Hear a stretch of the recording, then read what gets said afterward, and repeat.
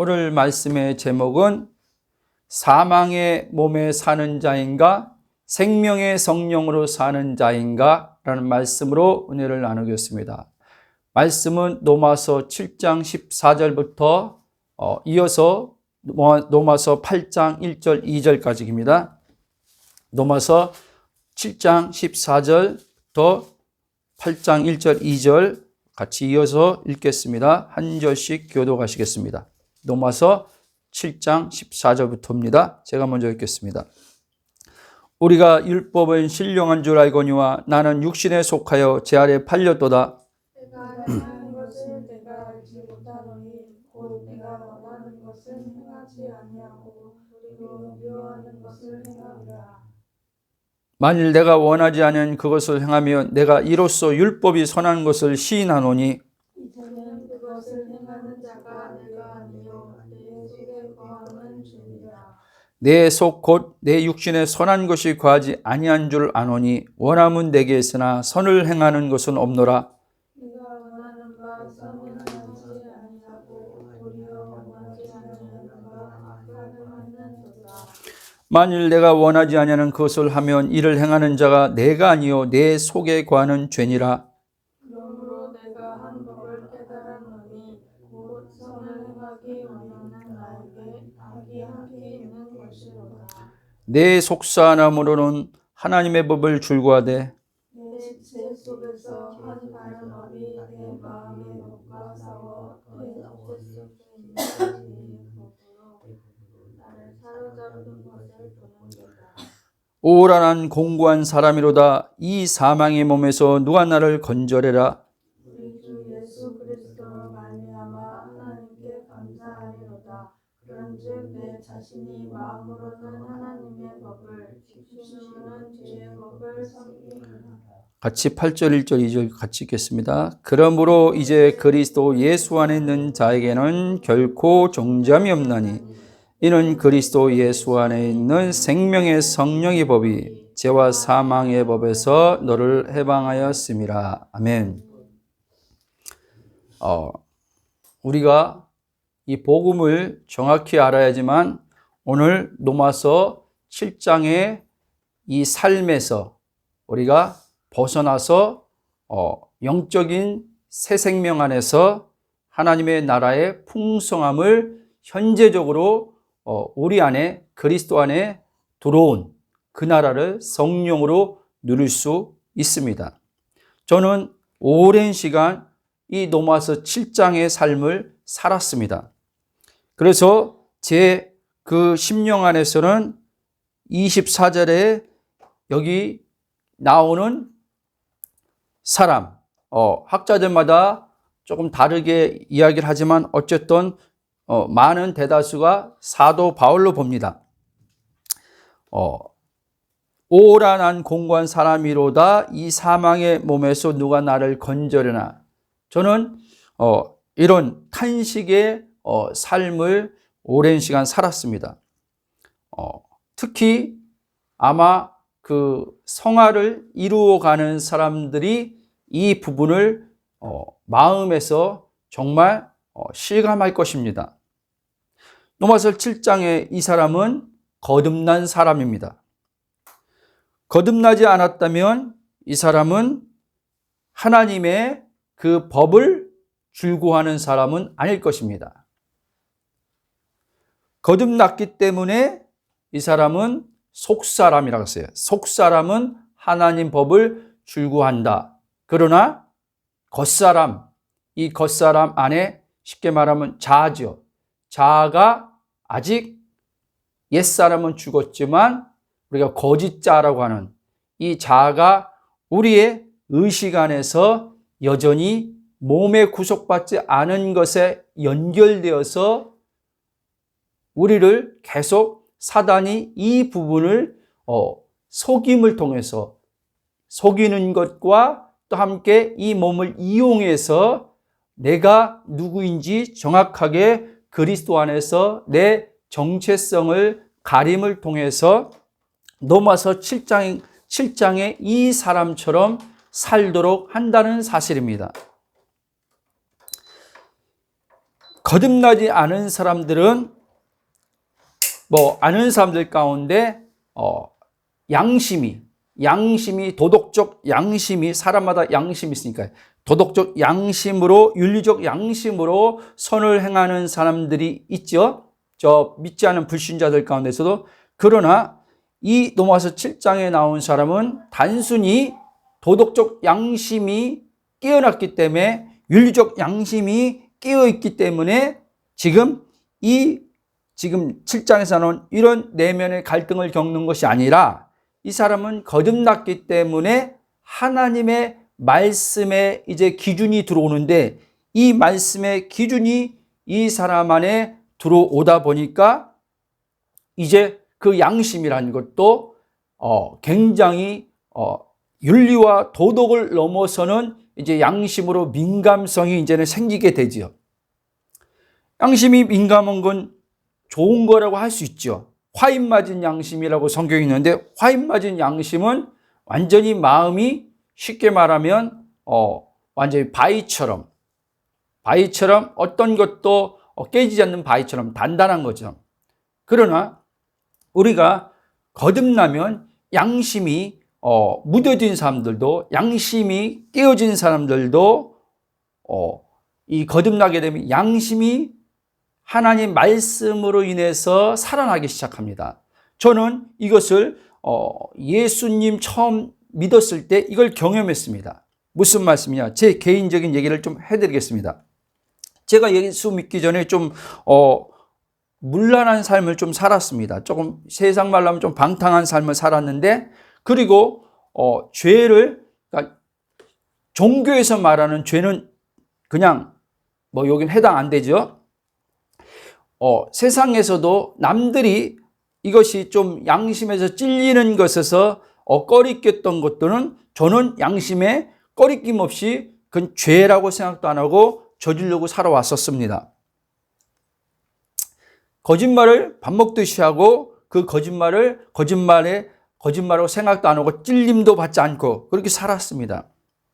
때로는 참 부끄러운 과거지만 군대에서 제 후배의 그 돈을 훔치기도 했었습니다, 제가. 그래서 그걸 쓰기도 했는데, 그러고 나서 이제 제대하고 예수님을 만났는데, 예수님 만나자마자, 그러니까 신앙생활이 들어오자마자 이 양심이 살아나는데 너무 괴롭더라는 거예요. 과거에 이미 내가 저질렀던 것은 시간 안에서 끝났는데도 제 마음이 양심이 너무 힘든 거예요. 그리고 예수 믿기 전에 제가 전에 말씀했죠. 알코올 중독이 좀 있었다고. 그래서 술집에 가서 외상으로 먹고 안 갚은 돈들이 좀 꽤 있어요. 그런데 이 다 신앙생활하고 나서 주님을 체험하고 나서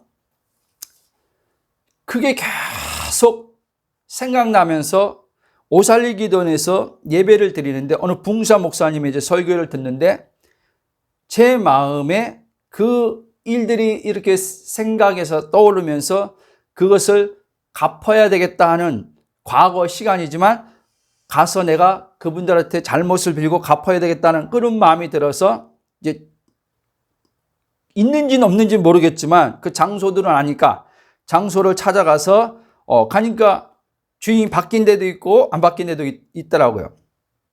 그래서 제가 그분들한테 잘못했다고 얘기하고 이렇게 돈을 외상값을 갚으러 왔다 하니까 그분들이 좀 놀래더라고요. 그래서 내가 이렇게 과거에 이랬는데 내가 이렇게 해서 하나님을 믿게 됐는데 참 이렇게 잘못된 삶을 살았네요. 용서해 주세요 하면서 그 돈을 갚고 나왔어요. 그런 식으로 하나님께서 이제 입으로 회개뿐 아니라 그 행위로서 그런 부분들을 돌이키게 하는 그런 부분들이 좀 있었습니다. 그런데요, 여기서 한 가지 문제는 양심은 살아난 건 좋은데 이 복음을 알지 못하는 상태였으니까 이 양심이 얼마나 민감하게 작용하는지 옛날처럼, 그러니까 과거처럼 그런 행동으로 크게 잘못된 짓 안 하고 거짓말을 안 함에도 불구하고 전혀 안 한다는 말 아닙니다. 그렇게 하지 않는데도 불구하고 생각에서 어떤 나쁜 생각이 들어올 때도 이 양심이요, 하나님의 이 말씀을 가지고 저를 때리기 시작하는데 너무 괴롭더라는 거예요. 어느 정도까지냐면 제 자신이 막 혐오스러울 정도까지 너무 싫은 거예요. 그러니까 이제는 여기서 벗어나려고 엄청나게 이제는 힘쓰고 애쓰고 노력합니다. 하나님 앞에 기도하면서 하나님, 예수 믿어서 이제 지옥 가지 않는 건 감사한데 이게 예수님 믿는 거라면 너무 힘드네요. 물론 예수 믿기 전에는 막 그 죄로 여기지 않고 막 살았으니까, 그냥 죄 양심이 하인 말씀 그렇게 살았으니까 뭐 그런 찔림도 없었으니까 그게 뭐 편했다고 하지만 그건 아니지만 어쨌든 예수 믿고 나서 그러니까 자유가 없는 거예요. 자유. 그리고 하나님께서 조금만 잘못하면 막 저를 지적하는 것처럼 마음에 막 사랑도 하지만 또 그 잘못한 거에 대해서는 막 하나님이 나를 정죄에 막 심판을 하는 것처럼 마음이 막 괴로운 거예요. 그래서 제가 여러분들한테 말씀드렸듯이 저는 이 로마서 8장 2절을 볼 때 1절, 2절 말씀 볼 때 제게는 너무 꿈 같은 얘기예요. 이게 현실적으로 가능할까? 그리스도 예수 안에서는 결코 정죄함이 없다는데 근데 나는 왜 이렇게 정죄가 따라다닐까? 이거를 철저히 이 죄를 끊어야지만 하나님의 이 말씀의 계명을 내가 철저히 지켜야지만 이 정죄함에서 내가 벗어나는 삶을 산다는 말인가? 부터 시작해서 많은 이제 고민을 하는 거예요. 생각을 하는 거예요. 그리고 이런 영적 책들도 보고 뭐 성화의 가정의 책들도 보고 이런 것들을 봅니다. 그런데 어디 한 군데서도 속 시원하게 이 마음에 현재적인 이 죄, 오해하지 마십시오. 죄로부터 완전한 자유함을 얘기해 주는 데는 제가 크게 못 들어봤어요. 그냥 죄와 싸워서 이겨야 된다. 그래야지 진정한 하나님의 그 은혜의 그 풍성함을 누린다. 뭐 이렇게 하든지. 예? 그리고 어떤 분들은 또 이 로마서 7장에 지금 이 사람은 거듭난 사람인데 지금 이 사람은 그만큼 죄에 이제 이 거듭났기 때문에 하나님의 그 영이 들어왔기 때문에 죄 민감성이 이제는 이제 영혼 안에서 깨어났기 때문에 이 죄에 대해서 민감성이 더해졌다는 거예요. 무슨 말씀이냐? 성화가 깊어지면 깊어질수록 이런 이제 이 죄와의 싸움이 내면에서 일어나는데 이런 갈등이 당연하다는 거예요. 그래서 저도 이제 그렇구나. 그러면 내가 지금 옛날처럼 행위론 그렇게 크게 죄를 그렇게 많이 짓는 건 아니지만 이 내면에서 일어난 이런 부분들이 하나님을 사랑하는 데 있어서 하나님의 말씀을 더 지켜가려고 하는 데 있어서 내면에서 일어나는 이런 갈등이구나. 이거는 천국 가야지 끝나는구나. 여기서는 계속 성화를 이루어가는데 매진해야 되는구나. 구원을 받았으니까 이제 계속 예수님 닮음의 성화를 계속 추구하면서 가야 되는구나. 그러면 성화되는 만큼 내 삶의 죄가 처리된 만큼 나는 진정한 행복을 얻을 수 있겠구나. 나는 이제 생각을 하게 되는 거죠. 그래서 이제 열심히 이제 성화를 추구하고 하는 거죠. 물론 성화만 추구하고 가는 게 아니란 말이에요. 제가 전에도 말씀했지만 성화만 추구하는 게 아니라 성화를 추구하고 하지만 우리 삶에서 만나는 문제들이 많이 있거든요. 돈 문제, 자녀 문제, 뭐 건강 문제, 여러 문제들이 있단 말이에요. 이 문제들이 또 같이 성화와 함께 같이 맞물려서 내 안에서 일어나기 시작하는 거예요. 그러니까 이 두 가지에 껴가지고 문제는 문제대로 또 오면은 해결해야 되니까 또 문제 해결을 해서 기도하게 되고 또 그러면서 또 성화는 계속 추구해 가야 되니까 성화를 추구하는 또 기도를 하게 되고 하나님 얼굴을 구하는 기도를 하게 되고 그러니까 너무 제 안에는 힘든 거예요. 근데 내색을 못 하는 거죠. 내색을. 저는 이 복음을 지금 알고 나서부터는 저는 행복합니다라고 이렇게 막 말이 막 그냥 나오지만 그전에는 저는 행복합니다 말을 내가 해본 적이 없어요. 거진. 하나님이 이렇게 은혜 줬어요. 이렇게 역사했어요. 이런 얘기는 좀 간증으로도 하고 이렇게 해서 바뀌었어요. 이런 얘기는 좀 했지만 저는 매일이 행복해요. 매일이 기뻐요. 구원의 은혜가 너무너무 기쁘고 그리고 하나님을 이렇게 매일의 삶에서 그 나라를 누려요. 죄책감, 죄의식, 정죄감 없이 하나님의 그 사랑을 그대로 누려요. 이렇게 말하는 건 저는 상상도 못할 일이었어요. 제 개인적으로. 거의 27년 동안. 그러니까 전에 또 얘기했지만 영적인 경험하는 것들이 있죠. 기도응답 받는 것들이 있죠. 그거와 이거는 다른 거란 말이에요, 여러분. 여러분들이 영적인 체험을 하고 여러분이 기도응답 받아도 이 로마서 7장 같은 삶을요, 일생을 살 수도 있단 말이에요, 여러분. 왜?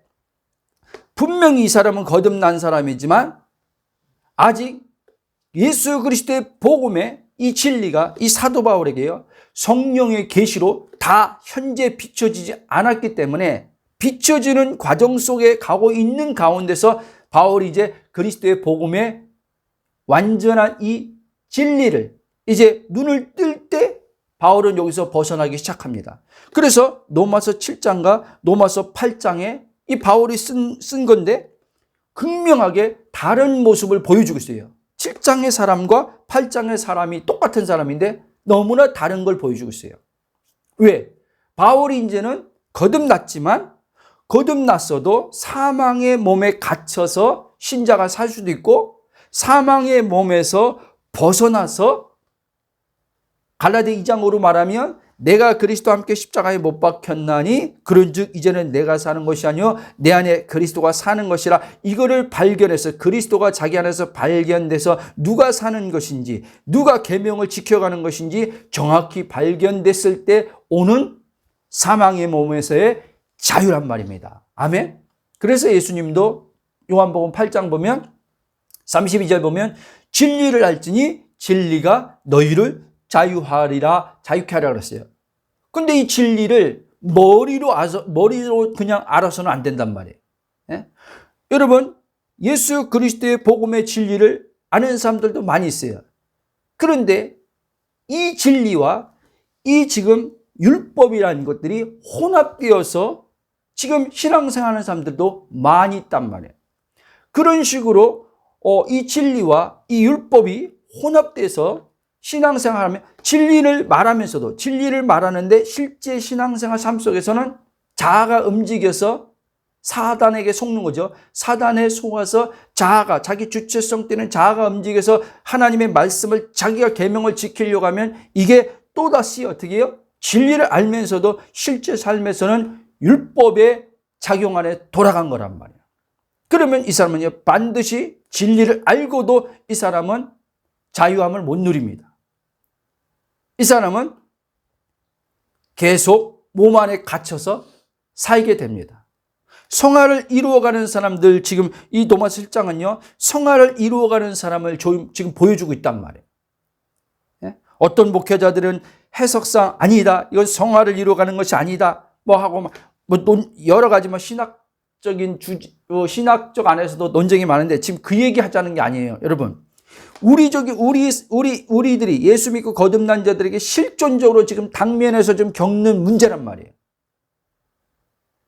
솔직히 우리 봐야 된단 말이에요. 지금 신학적인 거로 논할 게 아니란 말이에요. 예? 해석적으로 지금 논할 게 아니란 말이에요. 내 실제적인 당면한 문제란 말이에요. 내가 겪고 있는 내면에서 지금 겪고 있는 문제란 말이에요. 그래서 우리는 정직해야 돼요. 예? 정직해야 돼요. 내 안에서 일어나는 일에 정직해야 돼요. 내 안에서 일어나는 일에 정직해야지만 하나님께서 복음의 진리를 내게 비춰준단 말입니다.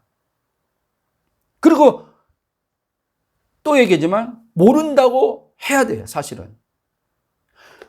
모른다고 해야 된다는 말은 무슨 말이냐면 내가 어떤 것을 그걸 주석으로 봤던 책으로 봤던 이런 갈등 가운데 있다가 이렇게 보면 알았어 이렇게 한단 말이야. 알았다고 하고 이제 어떻게 해요? 이제는 그걸 이제는 자기가 이제는 마치 알았으니까 이제 문제 없는 것처럼 착각하게 만든단 말이야. 이 자아가요. 근데 실제 여기서 또 우리가 겪는 건 뭐냐면 알았다고 하는데 실제는 또 내면에서 해결이 안 된 거예요. 그러니까 또 찾아요. 그럼 그때 알은 건 뭐지? 이렇게 또 와요. 왜? 지금 이 사람 안에 그리스도가 실제 성령을 통해서 이 그리스도가 그 모든 율법의 완성자요. 우리가 이거 알잖아요. 율법의 완성자요. 이 완성자가 지금 영으로 내 안에 지금 오셨는데 영으로 오셔서 지금 연합되어 사는데 이 연합 안에서의 지금 알므로써 지금 믿는 것이 아니기 때문에 그렇다는 거예요. 이 말이 여러분들에게 지금 어떤 분들에겐 어려울 수 있어요. 나 지금 그 복음 계속 들어서 지금 그 진리의 내용을 알았는데 지금 목사님 얘기하는데 이 안에서 또 저게 뭐지? 이렇게 오는 분들이 있을 거예요. 지금 이제 과정이죠. 가는 과정이지만 이 안에서 저거 뭐지 할 때는 아직 이 안에서 실제로 지금 일어난 거는 아니란 말이에요. 그러나 실제로 일어난 건 아니지만 이 진리의 내용면에서 있어서 이게 정확하다면 이 진리의 내용면을 그대로 여러분들은 일단 받아들여야 돼요. 받아들이고 여러분들이 이제는 여러분들 안에서 일어나는 지금 어떤 주님과의 관계 안에서 주의 말씀을 지켜가는 데 있어서 여러분들 안에서 이제 오늘 7장에 나온 이런 계속 갈등들이 있을 수 있어요. 있는데 이 갈등들이 여러분들은 인정해야 돼요. 그냥 그대로 인정해야 돼요. 인정하고 여러분들이 복음만 자꾸 들으면 돼요. 복음만 자꾸 듣고 인정하고 여러분들이 이 내면의 갈등의 부분들을 해결해 나가려고 하면 쉽게 무슨 말씀이냐? 여러분들이 지금 내면에서 어떤 것들이 이 지금 하나님의 말씀으로 인해서 여기서는 그걸 계명을 지킴으로 얘기하는 거잖아요. 속사람은 하나님 말씀대로 살고 싶은데 계명을 지키고 싶은데 이게 안 돼. 이게 안 돼. 또 다른 법이 자기를 사로잡아서 이 하나님의 계명을 말씀을 온전히 지키지 못하도록 해. 지키지 못하니까 여기서 어떻게 해요? 이제 절망이 오는 거예요. 여기서 어떻게 해요? 괴로움이 일어나는 거예요. 여기서 탄식이 일어나는 거예요. 그러면 지금 많은 이들의 문제는 이 괴로움과 절망과 탄식도 갈등 있는데 이거를 끝까지 지켜보겠다고 하는 게 문제란 말이에요. 어떤 식으로라도 지금 내면에 지금 안식이 없잖아요. 갈등이 있지 지금 안식이 없잖아요. 안식이 없기 때문에 안식으로 자기 마음이 평강으로 가길 원하는데 그걸 내 마음의 안식과 평강이 이루어지기를 원하지 않는 사람이 없어요. 이루어지기를 원하는데 이게 안 되니까 이 부분을 해결해서 이 죄를 끊으면 이 죄를 짓지 않으면 내 마음에 이 갈등이 없어지겠지라고 우리를 착각을 불러일으킨단 말이에요. 이 자아가. 그러면 이제 자기가 주체성을 띠고 이제 그 행위를 통해서 하나님 말씀을 지켜나가려고 한단 말이에요. 예수님을 닮아가려고 한단 말이에요. 여러분, 빨리 여러분 깨달아야 돼요. 그렇게 해가지고는요, 로마서 7장에서 절대 못 벗어납니다. 계속 순간순간 벗어난 것처럼, 완전히 벗어난 것처럼 때로 이렇게 마음에 안식 같은 평안 같은 것들이 일시적으로 맛봄이 있지만 하나님의 관계 안에 들어가서 임재 속에 들어갈 때 맛봄이 와서 이제 마치 내 내면의 갈등 없이 해결된 것처럼 오지만 그거는요 잠깐 일시적으로 일시적으로 나타난 것에 불과한 거예요. 이건 반드시요 시간 안에서 또 오게 돼 있어요. 왜? 그는 지금 그 임재란 것도 물론 하나님의 은혜로 경험하는 거라고 할 수 있지만 그 임재란 것도 자기가 주체성을 띠고 가서 임재를 경험하려고 하고 있기 때문에 자기가 주체성을 띠고 쉽게 말하면 은혜를 받으려고 하고 있기 때문에 얼마 못 간다는 말이에요. 그래서 여러분, 우리가 거듭나지 않은 사람들도 있지만 오히려 이 거듭난 사람들이 이 내면의 사실은 갈등이 더 크단 말이에요. 정직히 대면하면 할수록요, 이 거듭난 사람들이 내면의 갈등이 더 크단 말이에요. 왜? 굉장히 이 민감해졌걸랑요. 양심이 굉장히 민감해졌걸랑요. 그러니까 사단이 이제 거듭난 자들을 이 영이 하나님에 대해서 살아났으니까 이제 혼의 양심 기관이 더 민감해졌어요. 민감해지니까 어떻게 해요? 이제 사단이요, 이것을요 역으로 이용해 버립니다. 뭘 가지고요? 하나님 말씀을 가지고 이제 사단이 이용하기 시작합니다. 그러니까 이게 다 걸려 넘어지는 거예요. 걸려 넘어지는 거예요. 그러니까 거듭나고도 성경에서 말하는 하나님 나라에 들어왔다, 하나님 나라를 본다. 이 무슨 말입니까? 거듭났으면 하나님 나라 들어와서 하나님 나라 본다는 말은 하나님 나라 누린다는 얘기를 하는 거예요. 영생을 예수 믿고 거듭났다? 그럼 구원 받았다? 그러면 영생을 얻었다? 무슨 말이에요? 영생을 누린다는 말을 하는 거예요. 근데 거듭났는데 영생을 못 누리고 하나님 나라를 못 누리고 계속 전투적으로 지금 내면에서 죄와 씨름하면서 싸우고 있어요. 이 죄 처리하는데 그냥 성화를 이뤄간 사람들이 이 죄 처리하는데 많은 에너지를 쏟아부어요. 고민하고, 고민하면서 어떻게 하면 예수를 더 닮을까? 어떻게 하면 더 예수 성품을 내놓을 수 있을까? 어떻게 하면 지금보다 더 죄 안 짓고 온전한 삶을 살 수 있을까? 계속 어떻게 하면 하면서 고민합니다. 어떻게 하면 고민하는 가운데 절대 거듭났으니까 그 나라가 들어왔지만 그 나라는요, 여러분 혼의 마음에 안 풀어줍니다. 혼의 마음에 하나님 나라가 풀어져 와야지만 여러분들의 마음의 안식과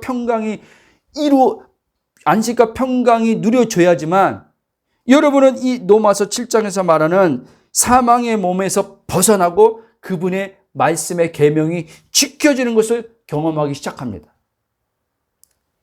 그 계명을 누가 지키냐? 소위 말하는 하나님 말씀대로 누가 살게 하냐? 거듭난 내가 사는 게 아니라 거듭난 자들 안에 들어오신 그리스도가 사는 거예요, 여러분. 거듭난 자들 안에 들어온 그리스도가 사는 거예요. 더 정확히 말하면 생명의 성령이 그 말씀대로 살게 하시는 분이란 말이에요. 아멘? 그래서 여러분들이 어떤 분들은 제가 이렇게 복음 이제 할 때 사람들 처음 만날 때 거듭났음에도 불구하고 목사님 저는 거듭 안 난 것 같아요. 전 거듭 안 났어요. 물어봐요. 근데 거듭났어. 얘기 들어보면.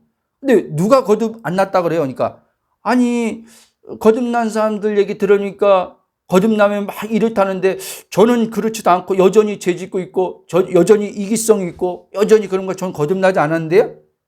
그렇게 말해요. 아니요.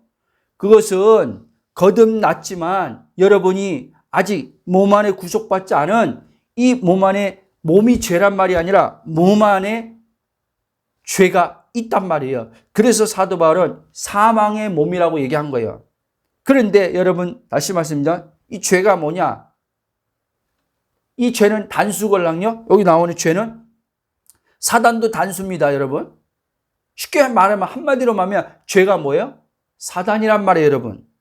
사단이 여전히 구속받지 못한 몸 안에서 쉽게 말하면 더 정확히 말하면 자아 안에서 우리가 거듭나서 옛사람이 죽었지만 아직 이 몸이 구속받지 않았기 때문에 여전히 혼을 이 몸에 연결시켜서 혼이 뭐라고 했어요? 자의식체, 나라고 하는 자의식체라고 그랬잖아요. 지정의.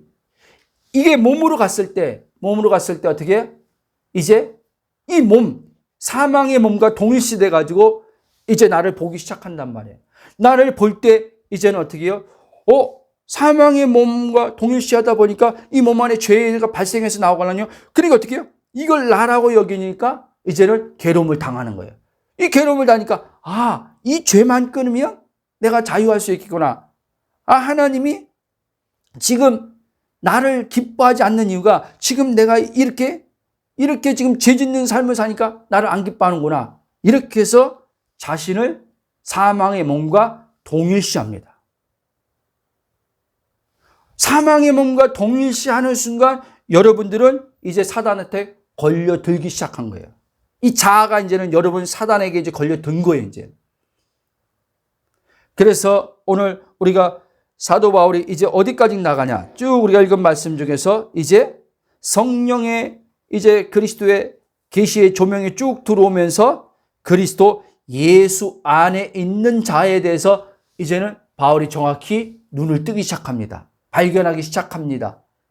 빌립보에서는 그리스도 안에서 하나님의 의로 발견되려 합니다. 바울이 그렇게 얘기하고 있어요. 그래서 바울이 다른 사도들에 비해서 유난히 사도 바울이 그리스도 안이란 말을 그렇게 많이 하는 거예요.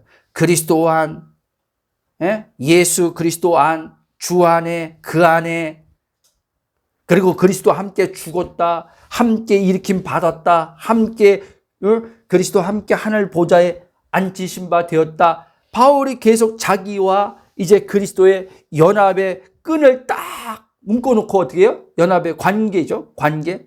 연합의 관계 안에서 자기를요, 그 안에서 자신을 이제 보기 시작하는 거예요. 몸의 관점에서 자신을 보는 게 아니라 그리스도 안에서 이제 하나님께서 자신을 의롭다고 하신 자신을 이제 바라보기 시작하는 거예요. 그리스도 안에서 하나님께서 거룩하다고 말씀한 자신을 바라보기 시작하는 거예요. 죄가 아니라 의를 이제 바울은 죄가 아니라 자기와 죄와 동일시하는 게 아니라 의와 그리스도를 통한 하나님이 행하신 그리스도를 통한 의를 동일시하기 시작하는 거예요.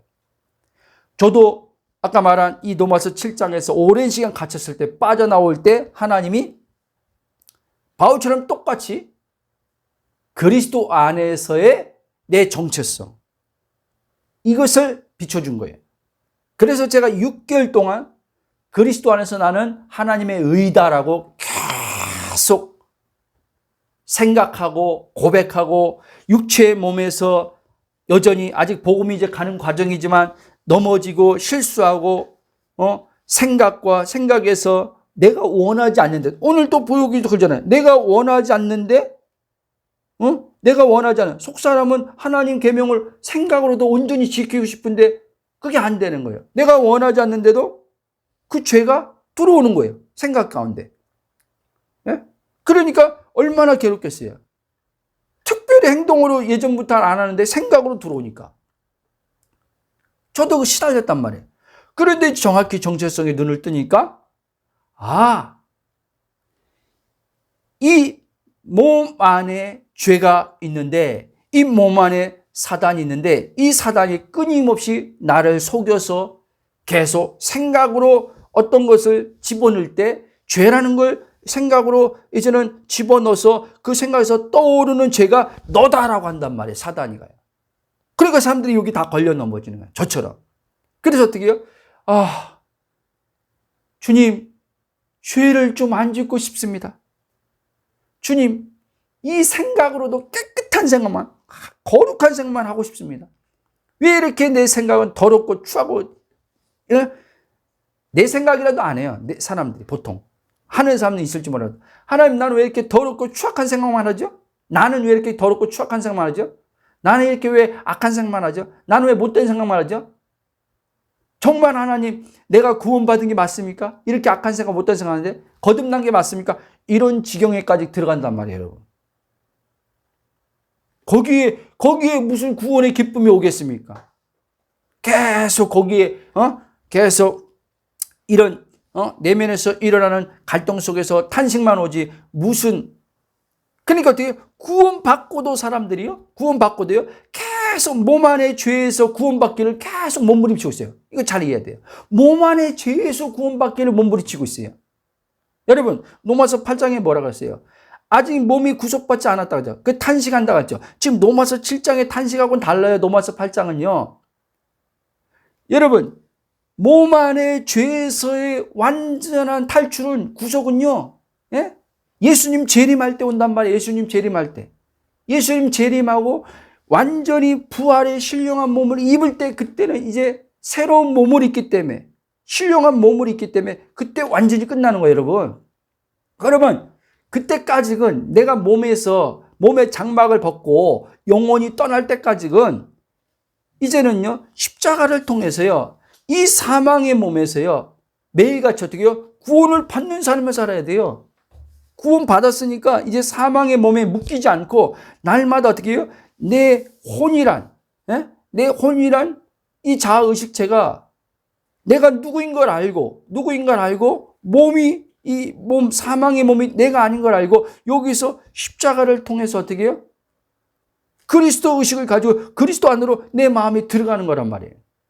그렇게 들어가면은 이 사망의 몸은 더 이상 어떻게 해요? 내게 역사할 수 없단 말이에요. 사단이가 더 이상 이 몸을 가지고 나를 속일 수 없단 말이에요. 그때 바울은 또 이렇게 얘기한단 말이에요. 사망의 여기서 몸이라고 해놓고 또 뭐라 그러냐. 사도 바울은요. 로마서 6장이나 다른 데가 보면요. 의의 몸이라고 얘기해요. 의의 몸. 그리고 몸을요. 거룩한 산 제물로 드리라 그래요. 자, 사망의 몸에서 여러분들이 벗어났을 때 이 몸이 죄가 있다고 몸이 죄가 아니에요. 여러분. 몸 안에 죄가 있는 거지. 몸 자체는 하나님을 나타내는 몸으로서 거룩한 몸으로서 사용되는 거란 말이에요. 우리 안에 있는 하나님의 본성, 사랑과 하나님의 성품들을 이 몸이 표현하는 거란 말이에요. 몸으로 표현한단 말이에요. 성령님은요. 그러니까 여기서 빠져나갔을 때, 사망의 몸에서 내가 벗어났을 때, 이제 이 몸은 사망의 몸이 아니라 생명을 나타내는 몸으로 성령이 이제는 이 몸을 하나님의 뜻을 따라 사용하게 된단 말이에요. 그렇기 때문에 이 사람은 그리스도 안으로 들어간 사람이기 때문에 정죄함을 안 받는 거예요, 여러분. 죄가 완전히 몸 안에서 죄가 끊어져서 정죄함이 없는 게 아니라 몸 안에 여전히 죄가 있단 말이에요. 사단이 몸 안에서 역사한단 말이에요. 그런데 이 사람은요, 그리스도 안에 거하는 삶을 살기 때문에 하나님이 이 몸을 가지고 사망의 몸을 하나님께서 아예 공식적으로 몸이 구속받기 전까지 사망의 몸인 것을 알아요. 근데 그리스도 안에 들어간 자들에겐 하나님이 사망의 몸이라고 안 한단 말이에요. 이 몸을요. 당신의 생명을 나타내는 거룩한 산 제사로 드려진 도구가 된단 말이에요. 의의 도구가 된단 말이에요. 의의 병기가 된단 말이에요. 그래서 이 사람들에겐 하나님께서 몸을 가지고 상대 안 한단 말이에요. 몸을 가지고. 근데 우리는 자꾸 속는 거예요, 사단에게. 내가 누구인지 보니까 자꾸 하나님이 이 몸을 가지고 나를 상대한다고 생각하는 거예요. 몸을 가지고 상대한다고 생각하니까 어떻게 보세요? 몸을 나라고 여기니까. 이 사망의 몸을 나라고 하니까 여기서 거듭난 사람들이 빠져나오려고 발버둥 치는 거예요. 빠져나오는데 어떻게 빠져나와요? 십자가가 없어요. 십자가가 없이 자기의 힘쓰고 애씀으로 죄를 안 짓고 빠져나오려고 하는 거예요. 죄를 이겨가지고 빠져나오려고 하는 거예요. 죄를 이기고. 몸 안에 있는 죄를 이기고서 빠져나오려고 하는 거예요. 그러니까 다 실패하는 거예요. 어느 정도 어떤 삶의 태도가 바뀌었음에도 불구하고 아니 계속 죄 안 지려고 노력하니까 그리고 계속 습관 들이니까 경건한 훈련을 통해 습관 들이니까 뭐 바뀌겠죠. 그렇잖아요? 그런데 신기한 건 바뀌었음에도 불구하고 마음에는 여전히 참된 구원의 기쁨이 없는 거예요. 참된 하나님 나라의 그 영생의 기쁨을 통한 만족이 없는 거예요.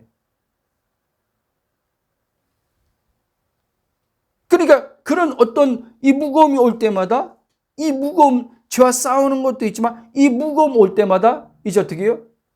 우리 안에서 자아가요 다양하게 움직여요. 그래서 이 무거움을, 중압감을 벗어나기 위해서 이제 어떻게 해요? 영적 체험을 추구하는 거예요. 또 영적 체험을. 왜? 이런 내면의 이런 무거움들이 영적 체험이 오면은, 영적 체험이 오는 순간은 이 무거운 몸이 벗어지걸랑해요. 이 마음이 벗어지걸랑해요. 여기에 걸려 들어가는 거예요. 사단에게. 여러분, 영적 체험이 하나님께로부터 주어지기도 하지만, 예? 여러분들이 복음을 정확히 모르고 이렇게 가면요, 영적 체험을 사단이 이용해 버린다는 걸 아셔야 돼요. 그러면 여러분들은 자꾸만, 예? 하나님 나라로 누려지는 안식과 평강과 기쁨과 만족과 자유함이 아니라, 여러분들이 어떠어떠함을 함을 통해서 벗어나는 그런 것들을 여러분들이 경험하기 때문에 계속 그쪽으로 가는 거예요. 끝도 없지요. 그렇게 하면 끝도 없지요. 여러분, 사단에게 속지 마시기 바랍니다. 그래서 요한복음 8장 예수님께서 사단을 이렇게 말해요. 거짓의 아비라고 했어요. 거짓의 아비. 응? 그리고 사단은 뭐예요? 원래 우리는 사단의 종이었단 말이에요. 죄의 종이었단 말이에요. 사단의 권세의 지배 아래, 죄의 지배 아래 있었단 말이에요. 근데 예수님이 십자가를 통해서, 속량을 통해서 죄의 권세를 깨트렸단 말이에요. 십자가 권세를 깨트렸단 말이에요. 그래서 죄의 종으로부터 우리를 의의 종으로 주님께서 골로새 1장 13절은 흑암의 권세에서 사랑의 하나님의 아들으로 옮기셨다. 이렇게 말한단 말이에요. 그러면 사랑의 아들의 나라로 옮겨졌으면, 이 거듭난 자들은 옮겨졌으면 이제 사랑의 하나님의 아들의 나라, 하나님의 왕국을 살아야 되는데, 그래서 로마서 5장 17절에 말하는 한 분 예수 그리스도로 말미암아 생명 안에서 왕노릇하리라. 이제 이 몸에 대해서도, 사망의 몸에 대해서도, 쉽게 말하면 사단으로부터도 우리가 사단을 지배하면서 살아야 되는데, 지배하면서 생명의 왕노릇하면서 사는 자가 하나님의 아들들인데 이 삶을 못 사는 거예요. 이 삶을. 여러분, 저도 해봤지만 여러분들이 기도를 많이 해가지고 영적 전쟁한다고 사단을 이길 수 있는 게 아니에요. 여러분, 축사도 잘 하셔야 돼요. 축사를요, 하면요, 이 축사하는 가운데서 치유도 일어나고 영적으로 정신적인 부분에서요, 많이 묶인 사람들이 풀어집니다. 근데 이거 아셔야 돼요, 여러분. 그거는 귀신에 눌린 거에 있어서 귀신이 떠나감으로 벗어나는 일시적인 현상이지, 여러분, 귀신은 떠나갔어도 사단은요, 여러분들이 복음을 정확히 모르면 사단은요, 여러분과 함께 있다는 걸 아셔야 돼요. 사단이 어디 있는데요? 자 안에 있단 말이에요, 여러분. 자 안에. 딱 자 안에 붙어서 함께 산단 말이에요.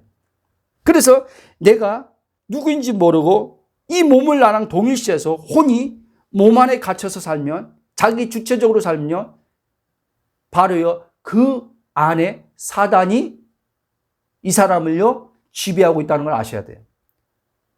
사람은요, 중립적인 게 없습니다. 그래서 예수님께서 뭐라 하면, 누구의 종이 되든지, 죄의 종이 되든지, 의의 종이 되든지, 둘 중에 하나밖에 없다고 했어요.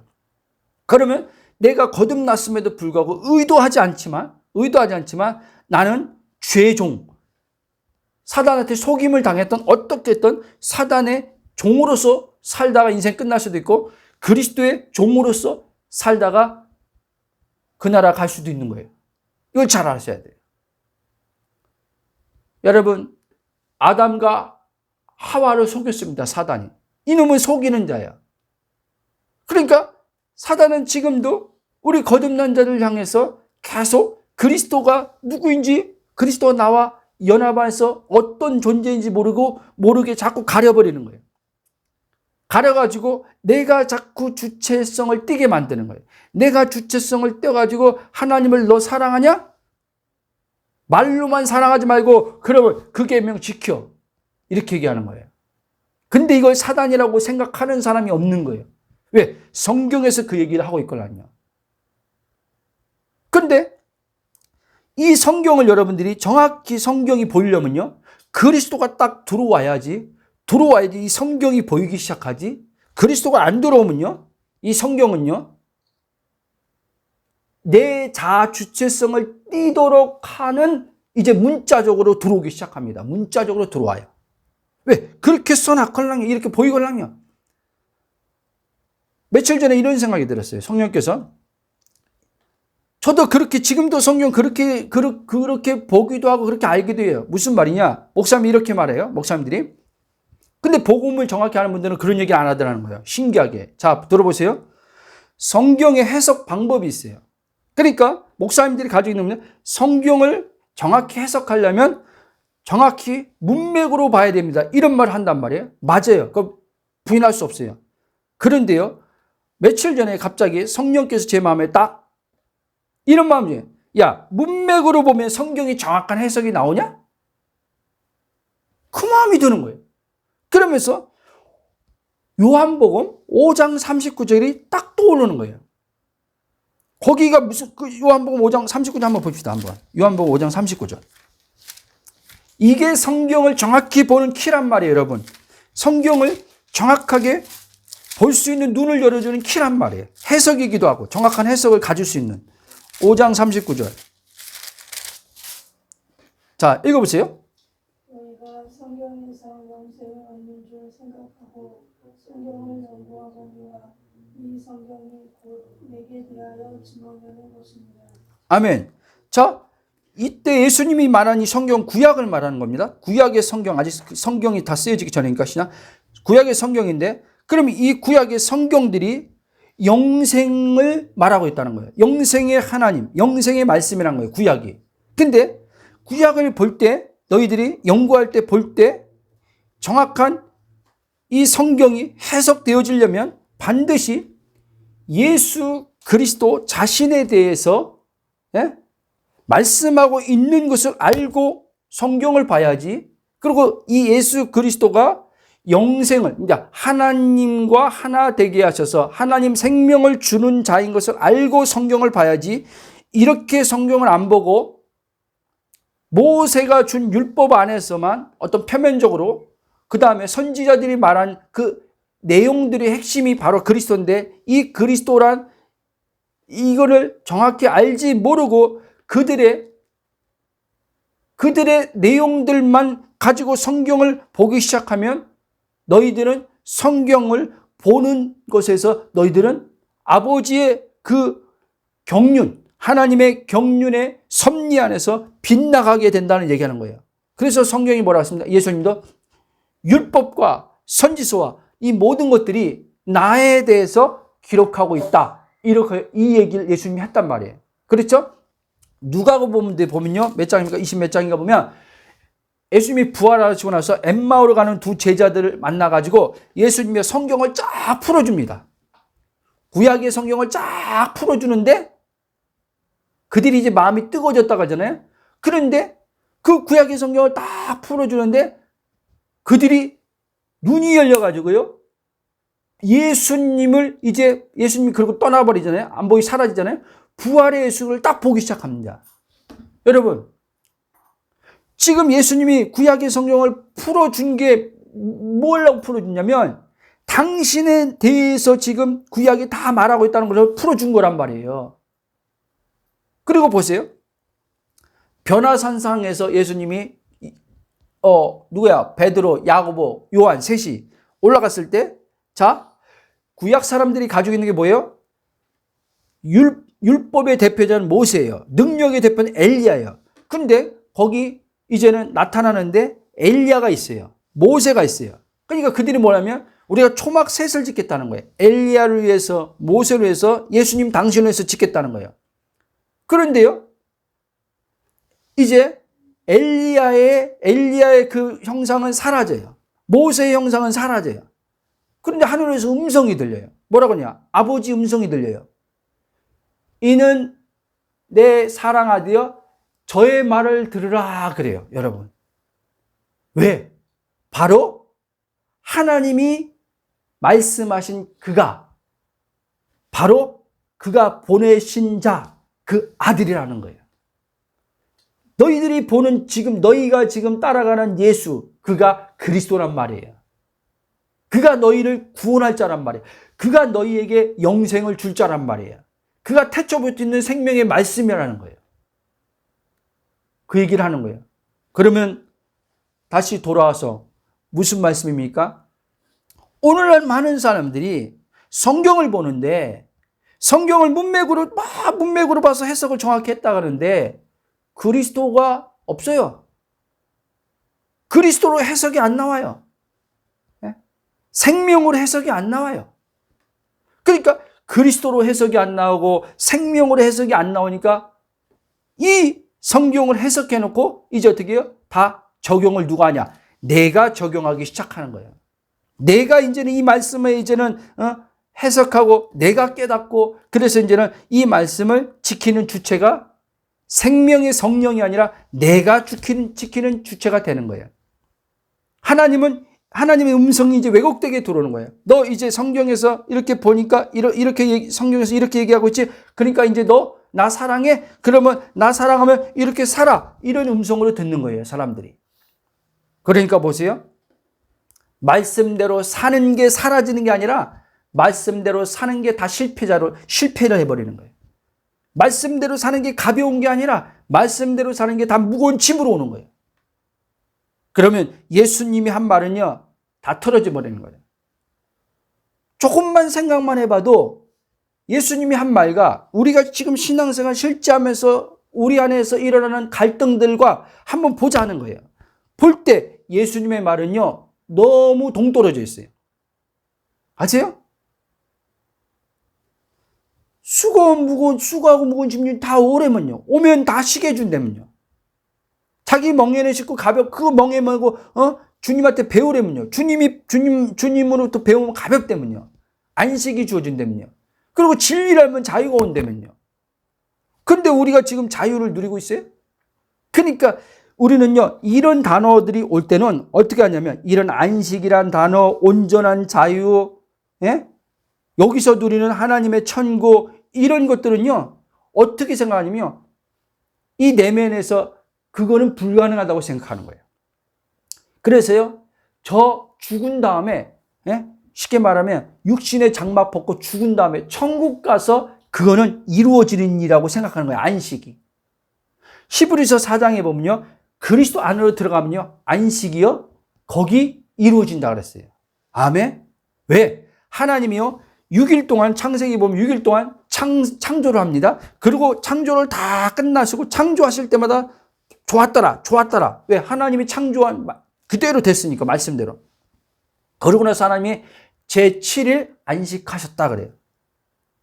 여러분, 요한복음 19장 30절 보면요, 이제 하나님께서 보내시니가요, 하나님 뜻을요, 이제는 어떻게 해요? 다 이루십니다. 그래서 요한복음 19장 3절 보면 다 이루었도다라고 말하는 거예요. 뭘 다 이뤘다는 거예요? 하나님이 이제 창세기의 창조의 아버지가 가지고 있던 계획을 이제 이 땅에서 하늘과 땅을 창조를 다 이루시고 인간을 만든 것처럼, 아버지 뜻이 다 이루어진 것처럼, 첫째 창조의 계획이 다 이루어진 것처럼, 둘째 창조가 뭡니까? 둘째 창조는 이제 아담 안에서 출생한 사람들, 범죄한 사람들을 다시 재창조하는 게 하나님의 둘째 창조였단 말이에요, 계획이. 그래서 예수님이 다 이뤘다 할 때는 이제는 둘째 창조가 아버지 계획의 뜻이 아들이 이제 다 이루었다는 얘기를 하는 거예요. 그러면 아들 안에 들어가면 이제 어떻게 해요? 하나님은요, 안식하시는 하나님이에요. 하나님이 이제 쉰단 말이에요. 자기 창조가 아들 안에서 끝났기 때문에 쉰단 말이에요. 그러면요, 하나님이 안식안으로 이제 하나님이 안식안에 이제 참여하는 거란 말이에요. 어떻게 참여해요? 그리스도 안에 들어가면 하나님의 안식이 곧 내 안식이 된단 말이에요. 하나님 안에서 안식하는 거예요. 그래서 하나님 나라를 뭐라 그래요? 안식의 나라라, 이렇게 얘기하는 거예요. 하나님 나라 안식의 나라예요.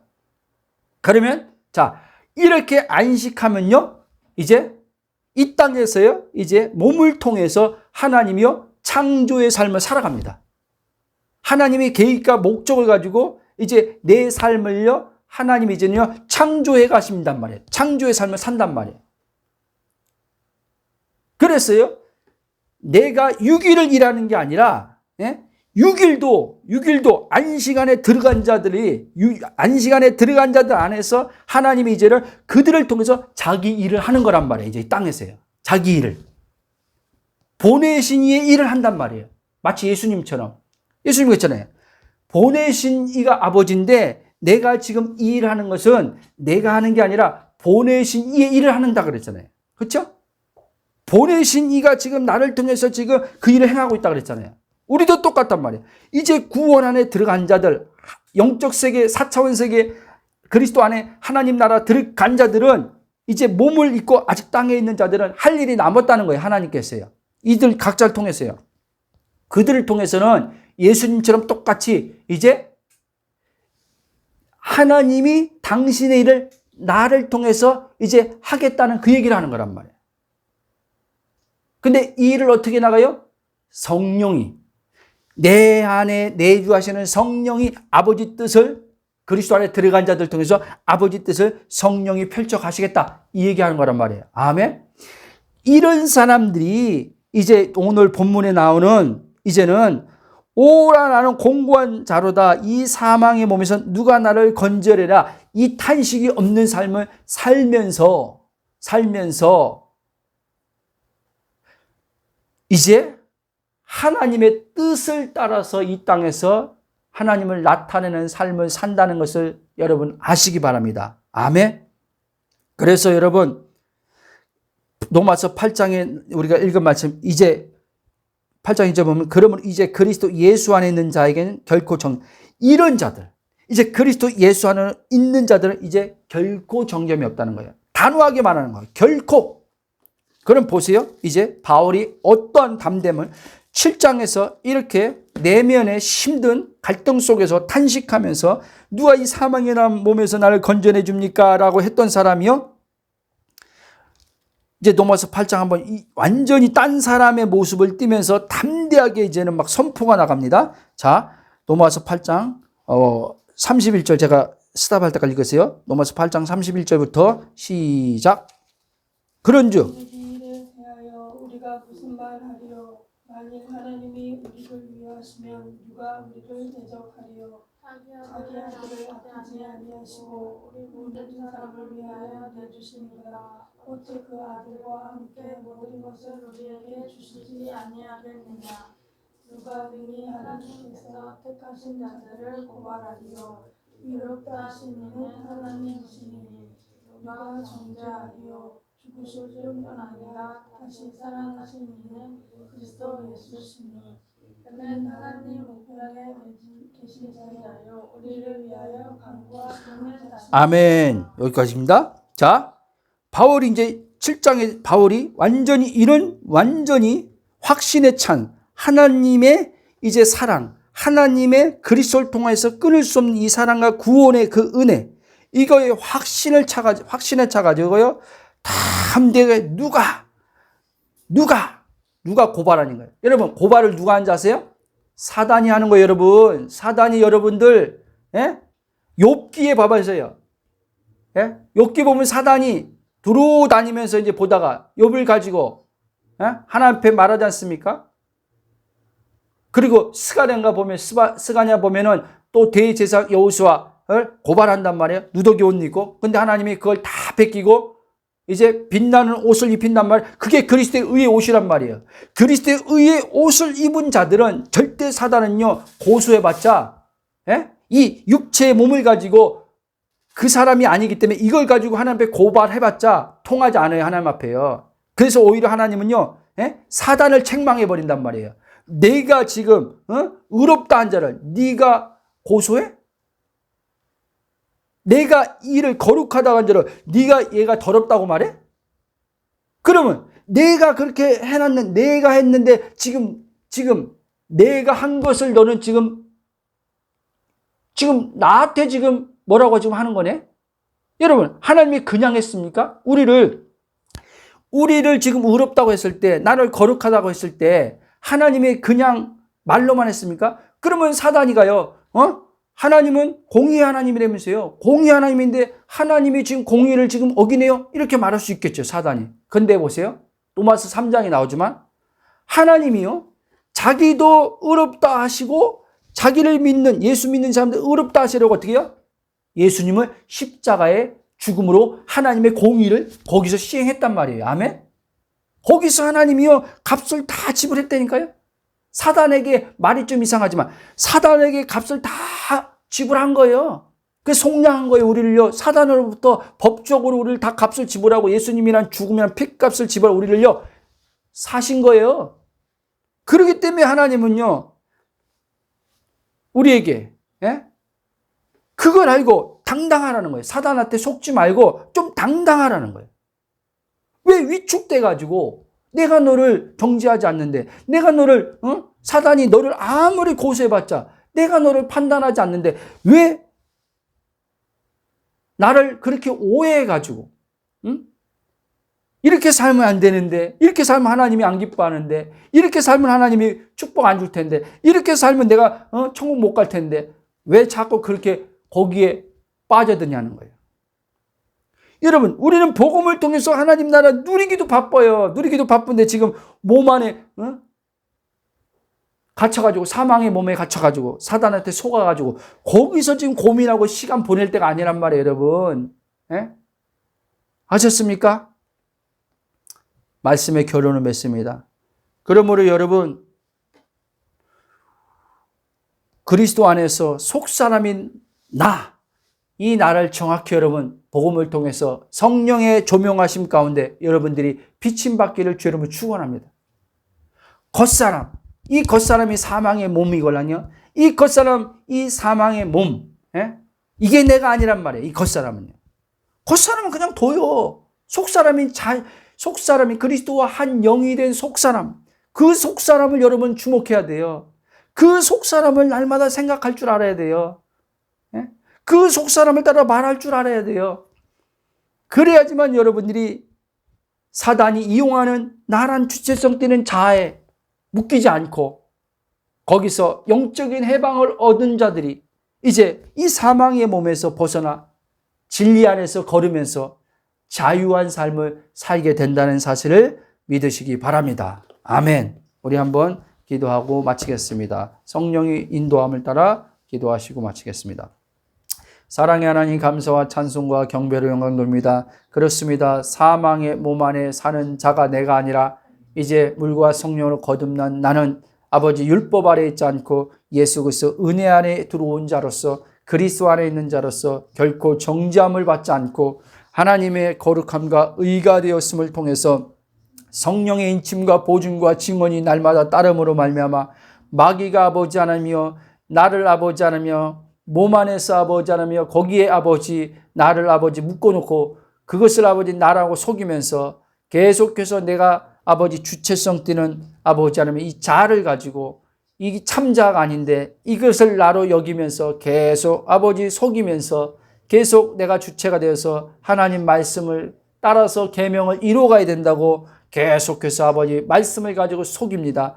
그러나 아버지 하나님이여 우리 주 예수 그리스도를 말미암아 하나님께 감사한 것은 아버지 하나님이여 성령으로 이제 우리가 그리스도 안에서 누구인지 밝히 알게 해주심 속에서 이 육신의 사망의 몸에 매여 있지 않고 매일의 삶 속에 자신을 부인하며 십자가 예수와 죽음과 내 죽음으로 동일시 아버지 여기며 그것을 아버지 내 죽음으로 고백함 속에서 그리스도 의식으로 그리스도 안으로 들어감을 통해서 내가 사는 것이 아니라 내 안에 계신 그리스도가 사시며 이 몸을 통해서 사망의 몸이 아니라 생명을 나타내는 성령이 아버지 붙들고 사용하는 몸이 되어서 이제 아버지 내 영혼은 하나님 나라에서 안식하며 이 몸을 통해서는 성령이 주관하셔서 아버지 뜻을 펼쳐가는데 사용되는 거룩한 산 제물로서의 몸이 되게 하심을 감사합니다. 그런 가운데서 우리의 삶이 날마다 아버지 하나님의 영적인 예배자가 되어서 살아갈 수 있는 은혜 위에 은혜를 더하여 주심을 감사합니다. 우리 믿음의 지체들이 아버지 하나님이여 이 로마서 7장에 나오는 아버지 하나님이여 사도 바울이 아직 복음이 완전히 비춰지기 전까지 아버지 하나며 자신이 누구인지 정확히 아버지 하나며 그것이 아버지 하나며 그리스도의 연합 안에서 알기 전까지는 아버지 거듭난 걸 확실하지만 이 거듭난 속사람이 아버지 하나며 말씀대로 또 아버지 율법 아래 갇혀서 계명을 따라서 아버지 살려고 해봤지만 아버지 그렇지 않고 자기 안에 또 다른 아버지 법이 자기를 사로잡아서 아버지 하나며 끊임없이 자기를 아버지 하나며 정죄하고 괴롭히는 것을 통해서 아버지 바울이 그것을 사망의 몸에서 누가 자신을 건져내 줄 자가 있냐고 말하는 가운데 주의 크신 은혜로 아버지 그가 발견해서 우리 주 예수 그리스도 하나님께 감사하려고 말하면서 아버지 육신은 죄의 법을 아버지 속사라는 하나님 법을 섬긴다고 말하면서 아버지 그가 복음의 이제 아버지 하나며 놀라운 아버지 그 계시의 비밀을 전체를 알고 성경의 성령의 감동으로 기록해 놔서 우리에게 아버지 하나며 놀라운 아버지 하나며 그 바울이 발견한 그 복음들이 우리에게 성령을 통해서 동일하게 비춰짐을 통해서 우리들도 영적인 해방과 함께 사망의 몸에서 벗어난 자유의 삶을 살며 하나님 나라를 현재적으로 누리면서 아버지 사망의 몸에서 아버지 벗어나 이 죄 아버지 하나며 모든 것을 이기며 사는 아버지 생명의 능력이 역사함을 경험하며 살 수 있도록 은혜 위에 은혜를 더하시며 감사하며 예수 그리스도의 이름으로 기도합나이다. 아멘.